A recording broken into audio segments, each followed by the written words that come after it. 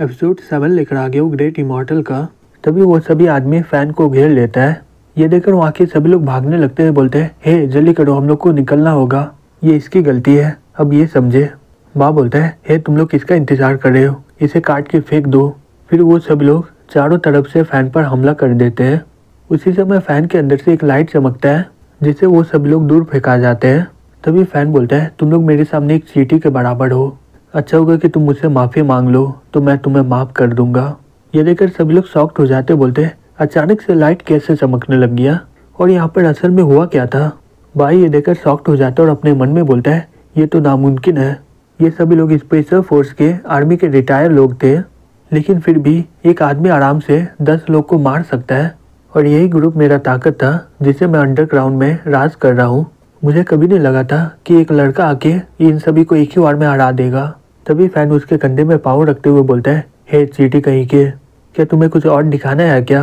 अगर नहीं तो मैं तुम्हें यहीं पर मार डालता हूँ। बा बोलता है तुम मेरे आदमी को मार दिए हो लेकिन तुम मुझे कभी भी मार नहीं सकते हो।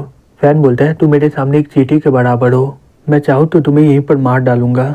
बा बोलता है सही में तुम बहुत ही ज़्यादा पागल हो गए हो, मुझे पता है कि तुम बहुत ही ज़्यादा ताकतवर हो, मुझे फ़ोन करने दो, तुम उनके सामने कुछ भी नहीं हो। क्या हुआ, अब तुम्हें डर लग रहा है क्या? फैन बोलता है सही में तुम तो बहुत ही ज़्यादा इंटरेस्टिंग हो, तुम तो मुझे बहुत ही ज़्यादा सरप्राइज करते जा रहे हो। चलो देखता हूँ कि तुम इस बार किसे बुलाते हो, अगर वो कमज़ोर हुआ तो मैं तुम्हारा हाथ पाँव तोड़ डालूंगा। फिर बात जल्दी से फ़ोन करता है और फैन को बोलता है हे बच्चे तुम्हें पता नहीं होगा लेकिन मैं जिसे फ़ोन किया हूँ वो आदमी सुजाव का सबसे बड़ा आदमी है। तुम ऐसा बोल सकते हो कि ये सिटी इसी का है। अगर तुम सही भी होगे फिर भी वो तुम्हें मार डालेगा। अगर तुम मुझसे और मेरे लोगों से माफ़ी मांग लोगे तो मैं तुम्हें बचा सकता हूँ और आगे चलकर तुम्हारा लाइफ और भी ज़्यादा बेहतर हो जाएगा। फैन बोलता है लगता है कि तुम्हें कुछ गलत फहमी हुआ है, तुम ऐसे ही हार गए हो और तुम बोले कि मैं तुमसे माफ़ी मांगूँ, सही में तुम्हारा दिमाग ख़राब हो गया है। बा बोलता है सही में तुम तो एकदम बेकार इंसान हो, बाद में जो तुम्हारे साथ होगा अब तुम ही समझना। तभी सो अपने लोगों के साथ वहाँ पर आ जाती है।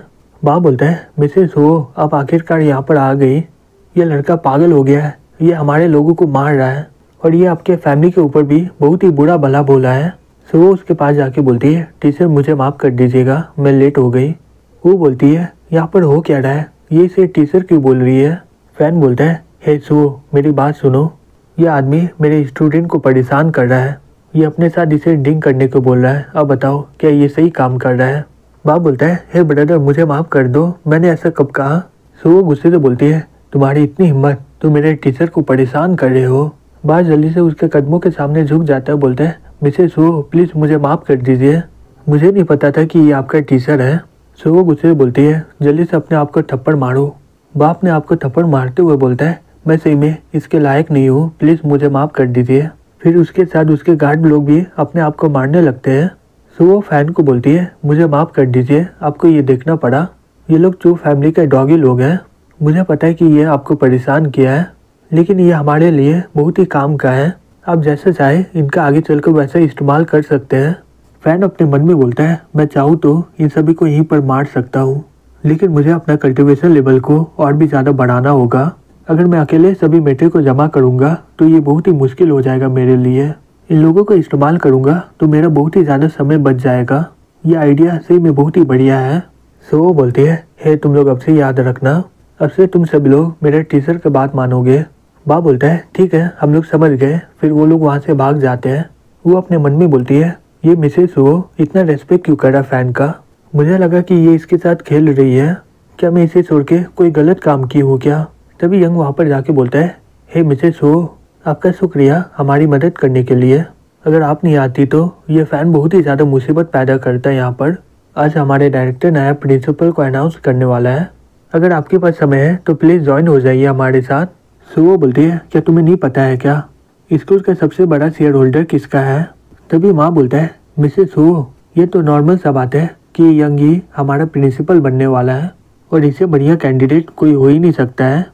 और आ बात शेयर होल्डर का तो वो किसी को ही नहीं पता है और उन लोगों के पास इतना समय नहीं है स्कूल को मैनेज करने का, और यहाँ का सभी मैनेजमेंट ज़्यादातर यंग का पापा ही करता है। और मैं आपको एक बात याद दिलवाना चाहता हूँ कि आप फैन के झमेले में ना पड़े, ये कोई टीचर नहीं है, ये ज़्यादा से ज़्यादा हमारे स्कूल का पीटी टीचर बन सकता है, अब इस आदमी को इतना ज़्यादा रेस्पेक्ट मत दीजिए।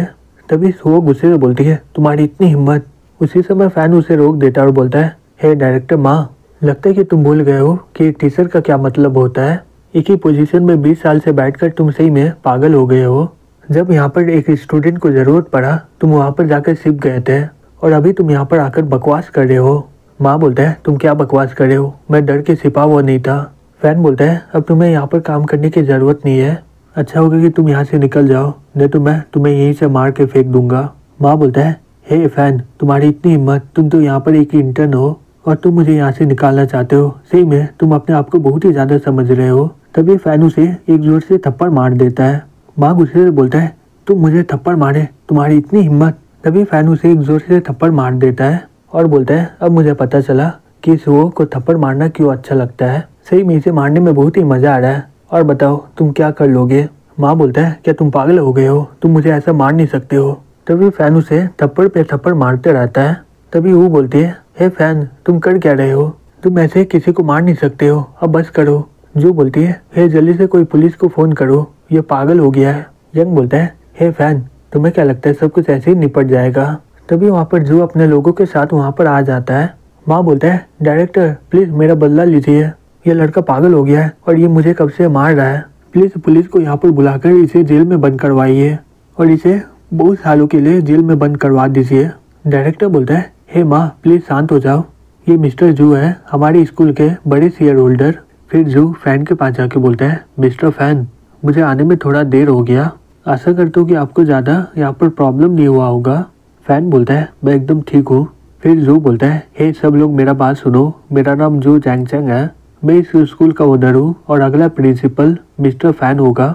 ये सुनकर सब लोग शॉक्ड हो जाता है। बोलता है, क्या यंग नहीं है, लेकिन ये फैन प्रिंसिपल कैसे बन सकता है, लगता है कि ये लोग गलती नाम ले लिए है। तभी यंग बोलता है, हे पापा, यहाँ गलत हो रहा है, आप बोले थे कि मैं यहाँ का प्रिंसिपल बनूंगा। उसका पापा बोलता है, हे यंग शांत हो जाओ, हम लोग अभी चू फैमिली को ज़्यादा कुछ बोल नहीं पाएंगे, रहने दो इसके लिए अभी। चू बोलता है, चू फैमिली डिसाइड की है कि सभी स्कूल का शेयर मिस्टर फैन को दिया जाएगा और ये स्कूल इन्हीं का होगा अब से। ये सुनकर वहाँ के सब लोग बहुत ही ज़्यादा शॉक्ड हो जाते हैं। माँ बोलता है, धत्ते देखिए, मुझे तो सही में निकाल दिया, अब मैं क्या करूँगा।